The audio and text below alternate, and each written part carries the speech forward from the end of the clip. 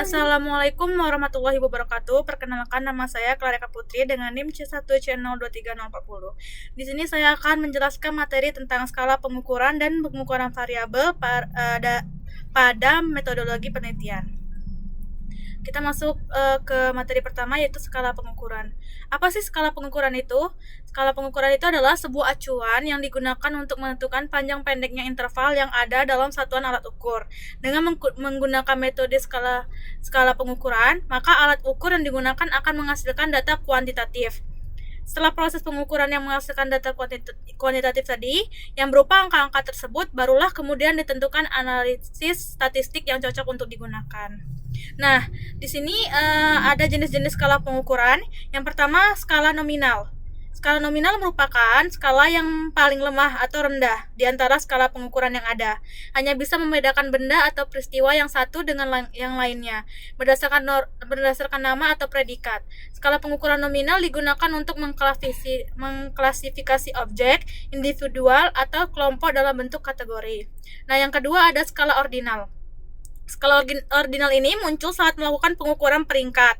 Skala pengukuran ordinal adalah skala yang hanya menyampaikan bahwa beberapa nilai lebih besar atau lebih kecil dari nilai lain.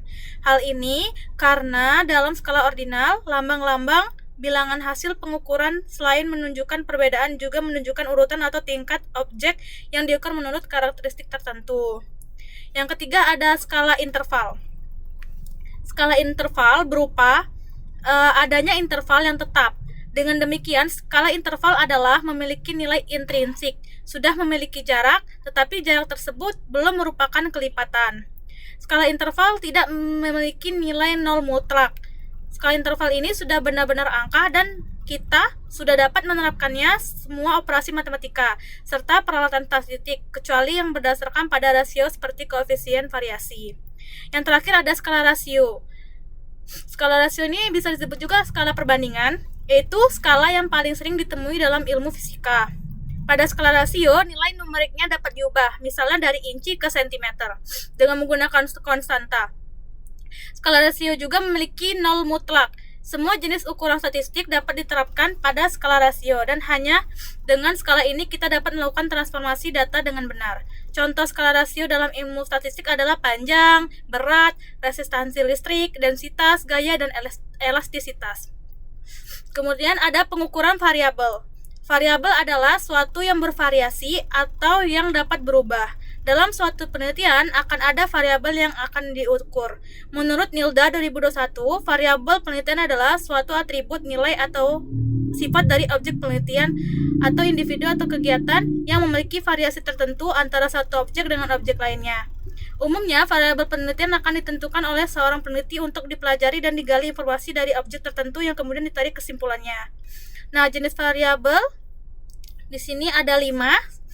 Yang pertama, hubungan antar variabel. Hubungan antar variabel di sini ada 3, bebas, terikat, kontrol. Bebas contohnya adalah seperti tegangan.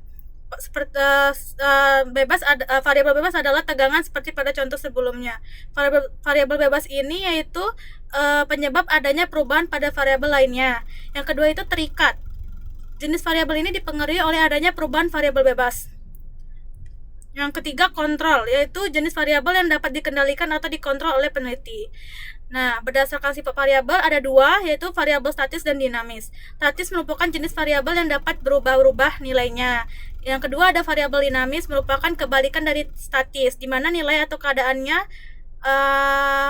dapat berubah-ubah. Untuk contohnya, seperti kasus sebelumnya kita dapat menggolongkan arus dan kecerahan lampu sebagai variabel dinamis.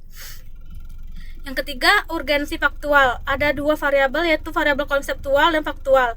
Konseptual merupakan variabel yang tidak dapat terlihat secara jelas atau sesuai fakta.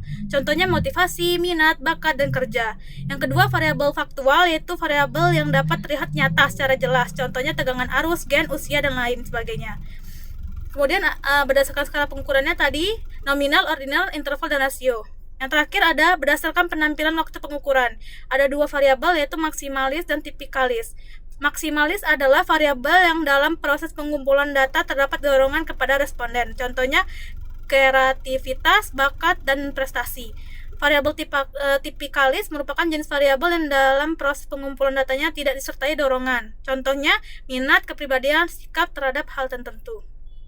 Nah, dari penjelasan saya tadi, saya menarik kesimpulan, yaitu variabel penelitian adalah suatu atribut, nilai atau sifat dari objek penelitian yang memiliki variasi tertentu antara satu objek dengan objek lainnya. Skala pengukuran adalah sebuah acuan yang digunakan untuk menentukan panjang pendeknya interval yang ada dalam satuan alat ukur. Terdapat 4 jenis skala ya berdasarkan urutan kekuatannya. Keempat jenis skala tersebut adalah nominal, ordinal, interval, dan rasio.